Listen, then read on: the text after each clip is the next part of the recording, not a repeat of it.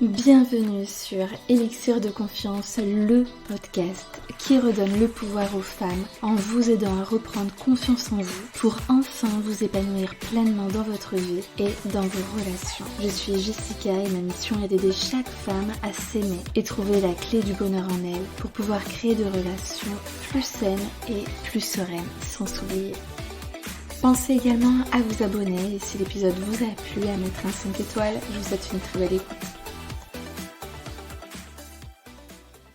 Hello les filles, on se retrouve pour cet épisode comment ne pas subir son célibat. Parce que je sais que ça fait peur à beaucoup d'entre vous qui êtes fraîchement célibataires, que y en a qui associent le célibat à la honte. Ah bah si on n'est pas deux, peut-être ça veut dire que je vaux rien. Comme si on valait plus quelque chose si on était en couple. Voilà, moi ce que je veux, et ce qu'on va commencer à faire dans cette première partie de l'épisode, ça va être de déconstruire ces fausses croyances qui vous empêchent en fait de profiter de votre célibat. Et puis ensuite, on verra tout un tas d'autres choses. Mais la première des choses pour ne pas subir votre célibat, ça va être de changer votre rapport au célibat. Donc allez chercher toutes les croyances, demandez-vous qu'est-ce que je pense d'une femme qui est célibataire, qui est seule. Voilà, de quelle manière est-ce que vous jugez ça ? Et comme ça pour aller travailler dessus. Du coup je vous invite à le faire de votre côté. Moi je vais vous prendre quelques croyances que j'ai trouvées et puis on verra si vous les partagez. Donc la première c'est que, donc comme je vous l'ai dit, il y en a beaucoup qui ont honte, comme si ça nous donnait de l'importance le fait d'être en deux, comme si on valait plus, comme si on valait rien en fait, qu'on n'était pas désirable, pas aimable lorsqu'on est célibataire. Mais là du coup on se place en tant que victime et on place aussi l'homme comme si c'était lui qui choisissait, que du coup comme je ne suis pas en couple ça veut dire que je ne suis pas choisie, donc je ne vaux rien. Top. Non. Dans une relation on choisit son partenaire, l'homme nous choisit, mais nous choisissons aussi l'homme. Donc ça veut autant dire à 50-50 que je n'ai pas trouvé l'homme qu'il me faut. Donc, là, je reprends mon pouvoir. Je ne me mets pas avec n'importe qui. J'ai des attentes, j'ai des standards. Et donc, du coup, je n'ai pas rencontré la bonne personne. Et je préfère continuer mon bout de chemin jusqu'à que je rencontre la bonne personne. Et donc là, le fait d'avoir ce type de discours-là, c'est beaucoup plus valorisant. Et c'est là où, en fait, on ne subit pas. On est moteur. Je suis seule parce que je l'ai décidé, parce que je n'ai pas trouvé, parce que je ne me contente pas de peu, tout simplement juste pour être en couple. Non. Il y a le fait de se dire aussi que être seul c'est nul, moi ce que je veux c'est profiter, être tout seul ça sert à rien. C'est clair que c'est agréable de partager des moments à deux. À pouvoir communiquer, même juste de ressentir la présence de quelqu'un. Mais il y a aussi beaucoup de plaisir à être tout seul. Moi, mon conjoint qui est constamment avec sa play, je pense qu'il n'a pas envie forcément que je sois sur le canapé en train de le regarder, quoi. Comme moi, quand je suis en train de travailler, j'ai pas besoin qu'il soit là, ou peu importe. Ou quand, par exemple, là, je vais bientôt me remettre à la danse, je prends un plaisir de malade à aller en cours aller en soirée bachata par exemple. J'ai aucunement envie qu'ils viennent, c'est mon terrain en fait. C'est mon jardin, je ne dirais pas que c'est mon jardin secret, mais vous avez compris le truc, c'est mon univers. Et c'est hyper important dans une relation que chacun ait son univers. Et pour que chacun ait son univers, il faut se sentir bien avec soi-même. On n'a pas besoin de toujours être avec l'autre. Donc, être bien avec soi-même, c'est jouissif. Par exemple, moi, un truc que j'adore faire à l'été, toute seule, parce que j'ai pas forcément toujours envie de parler, c'est de longer la mer, les pieds dans l'eau, de savourer le soleil où il y a beaucoup de chaleur, où le soleil, je sens cette chaleur sur mon corps, et mes pieds un pied après l'autre, dans les vagues, et j'adore ça. J'ai pas envie qu'il y ait quelqu'un d'autre à côté de moi. Juste être concentré sur mes sensations. Et tout ça, en fait, c'est important de se dire, être seul, c'est bien aussi. Le fait d'être seul, on peut le voir comme un tremplin, si ça nous fait du bien. Se dire que, en fait, c'est passager. C'est pas pour toute la vie. Parce que je comprends ce besoin qui est inné chez l'être humain d'aimer et être aimé. Et c'est complètement normal. Mais juste se dire que c'est une passade. C'est un moment passager. C'est pas la destination finale d'être seul. C'est un moment. C'est un chapitre de notre vie parmi plein de chapitres. Et comme je l'ai déjà dit, c'est fort probable que, en étant célibataire, on se sente beaucoup moins seul que lorsqu'on était en couple dans une relation toxique. Méditez ça. Et que on a... Je dis on, je me sens pas concernée, mais qu'il y a plein de couples, je suis sûre, qui vous envient. Parce qu'ils se sentent malheureux, ils se sentent à l'étroit, ils se sentent étriqués dans leur relation qui n'est pas épanouissante. Vous pensez que en fait, tout le monde envie la relation de couple, mais je vous assure que non. Mieux vaut être seul que mal accompagné. Et il y a plein de personnes qui n'ont pas les coronesses de sortir d'une relation où elles sont malheureuses, et donc qui sont malheureuses dans cette situation-là. Donc ça à prendre en compte. Ouais, vous dire que vous êtes envié, parce que vous, en fait, vous avez le champ des possibles devant vous. Et ça, c'est important aussi dans votre état d'esprit, de vous dire, ok, là, je n'ai pas qu'une porte ouverte, en fait. J'en ai plein. Peut-être qu'aujourd'hui, je ne les vois pas, mais si j'ai envie de les voir, elles vont s'ouvrir à moi. Faut se donner les moyens. Faut bouger, faut faire des choses. Faut pas rester assis sur son canapé. Sinon, il y aura juste le livreur Amazon que vous allez voir. Ou Uber Eats, si vous faites livrer des plats. Bref, n'importe quoi. Donc, dites-vous bien que là, vous êtes sur un tremplin. Ça va pas durer des années. Parce qu'on a l'impression un peu que plus les choses, elles prennent du temps, moins on prend de plaisir. Parce qu'on se dit toujours, j'ai le temps.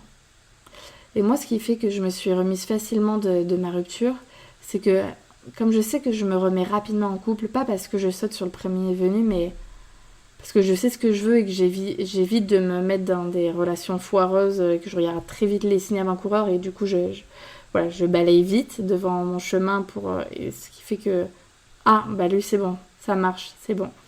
Je me suis pas enfourguée 10 fois avec 10 mauvais prétendants. Ça va être ça en fait, c'est de vous dire que peut-être que dans 2 mois, vous allez rencontrer l'homme de votre vie et que du coup, ça peut être important de vivre comme si dans 4 mois, vous allez rencontrer le bon. Ok, qu'est-ce que je fais de mes 4 mois ? Qu'est-ce que j'aimerais faire en me disant qu'il y a une date butoir à la fin où je me remets en couple ? Comment est-ce que je peux savourer au mieux ces 4 mois ?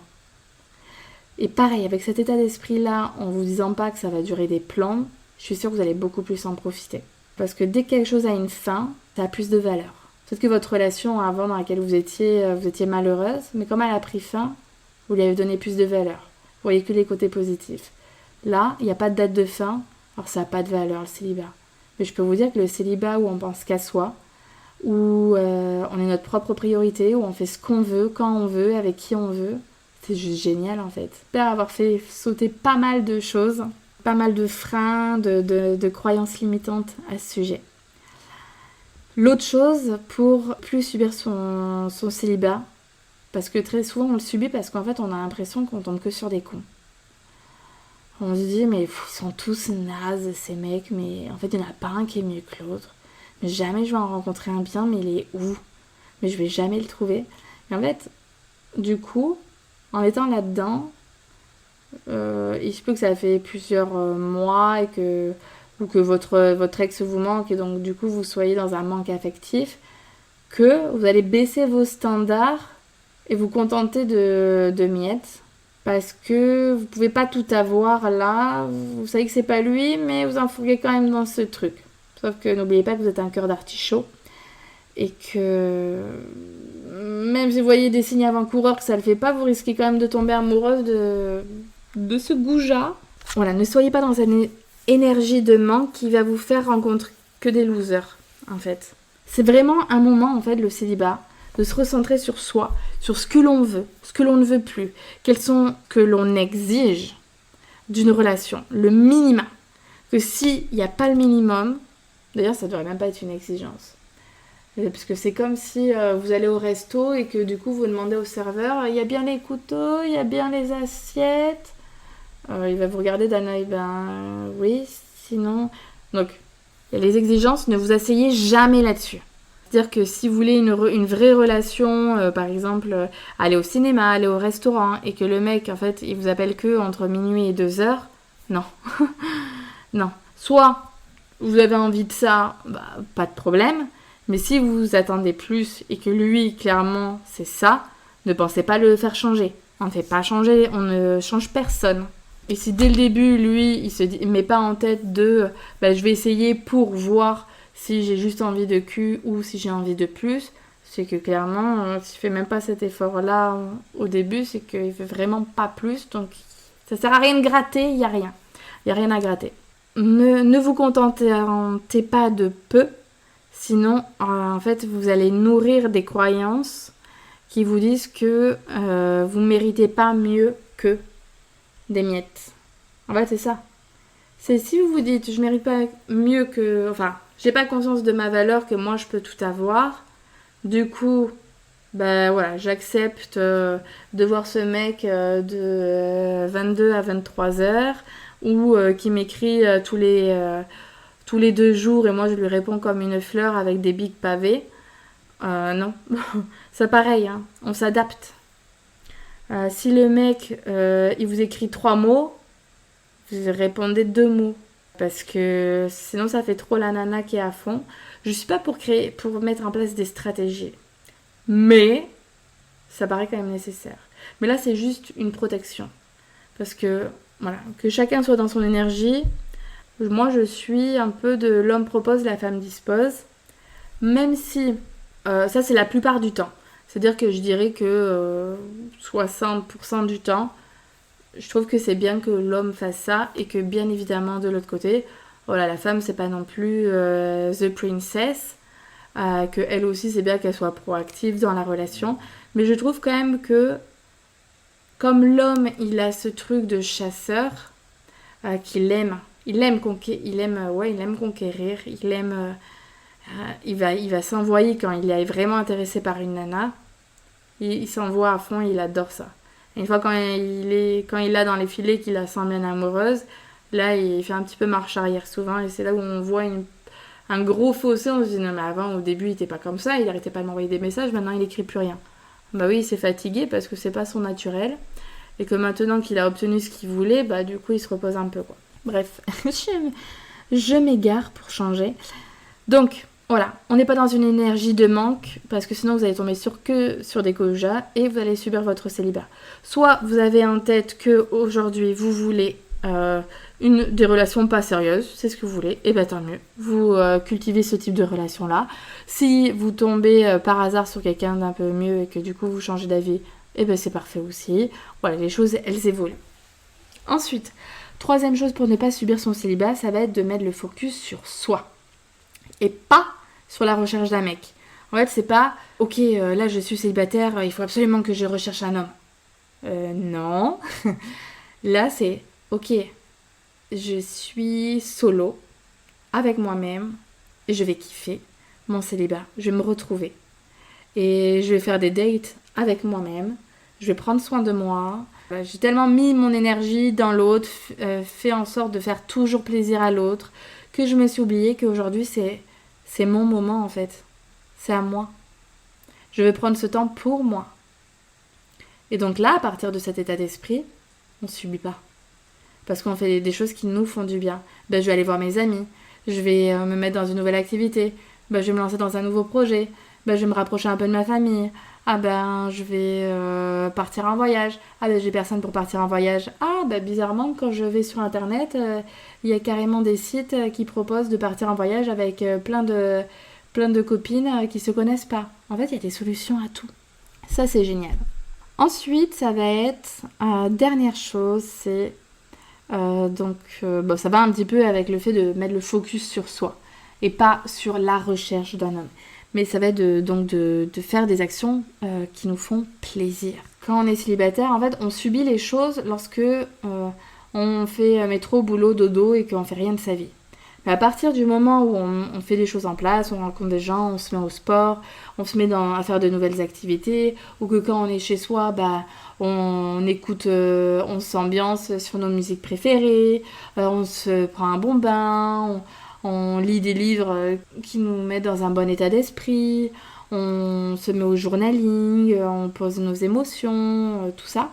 En fait, on se sent bien et on ne subit pas. En fait, dans chaque chose que l'on fait, il faut être actrice. Et il faut prendre sa responsabilité. Aujourd'hui, si je subis mon célibat, c'est parce que j'ai décidé de le subir. C'est parce que j'ai décidé d'être malheureuse et de ne pas prendre de plaisir. Si aujourd'hui, je renverse la vapeur et que je décide de prendre du plaisir, je vais prendre du plaisir.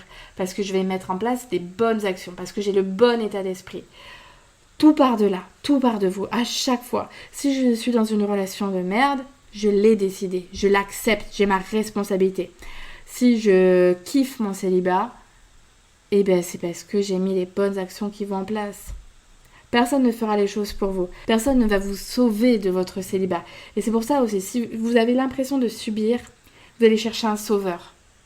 Et c'est là où, à partir du moment où vous cherchez un sauveur, que vous allez vous perdre et que vous allez retomber dans des relations toxiques parce que vous allez l'agripper. Là, je ne sais pas si vous voyez faire, mais je suis comme si j'ai mimé en fait, comme si vous le chopez le mec et surtout vous n'allez plus le lâcher parce que oulala, sans toi en fait je ne suis plus rien et que tu es mon sauveur. C'est Henri sur son cheval blanc qui vient de me sauver de ma solitude parce que je ne suis rien sans un homme. Est-ce que vraiment je suis dure, hein. Je vais vous dire, elle mâche pas ses mots. Non, je mâche pas mes mots en fait. Il faut pas que vous soyez dans ce type de posture-là. Il faut vraiment, et c'est bien il faut, on dit non mais il faut pas toujours les dire il faut. Si, il faut. Voilà, ne soyez pas dans cette posture-là. Ne cherchez pas un sauveur. Vous avez envie d'être sauvé, sauvez-vous vous-même. Vous êtes tout autant le problème que vous êtes la solution. Voilà, je laisse un petit peu... un petit silence pour vous amener à méditer ça. Et j'espère vraiment que dans mon contenu, je vous offre des belles pépites quand même qui vont venir vous créer des déclics. C'est vraiment mon but, comme dans tous mes accompagnements d'ailleurs. Je vous ai donné 4 points de réflexion pour que vous ne subissiez plus votre célibat. Si vous voulez aller plus loin, début mai, là, je sais pas normalement, d'ici très peu de temps là. Donc je lance mon programme Renaissance, qui est un programme pour vous aider à surmonter votre rupture.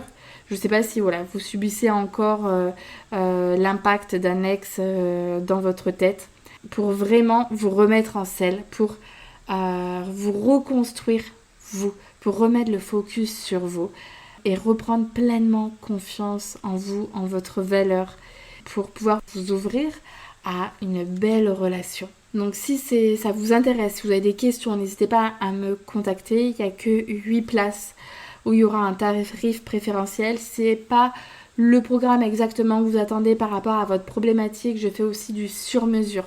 Donc n'hésitez pas à me contacter par rapport à ça. On verra comment je peux vous accompagner de la meilleure des manières.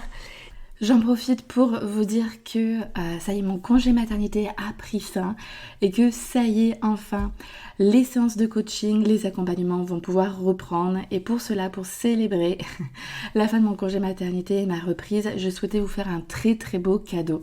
Donc, qui est de vous offrir la séance de coaching à 75 € au lieu de 100 € jusqu'au 7 mai. Inclus.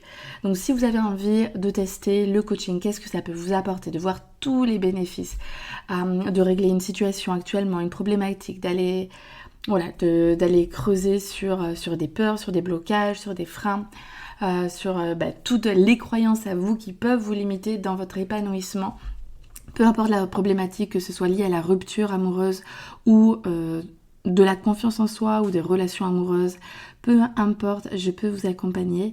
Donc saisissez cette opportunité-là. Comment ça se passe? Vous avez le lien dans la description de cet épisode où vous pouvez réserver un créneau.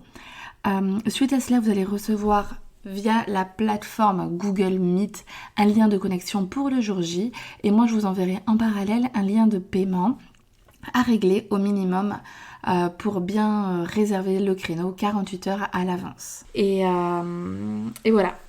Donc je vous souhaite de prendre un grand soin de vous, de kiffer votre célibat, de profiter de cette période parce qu'on ne sait jamais, peut-être que demain l'homme de votre vie va sonner à votre porte, qui sait. Donc voilà, profitez-en. Je vous embrasserai fort.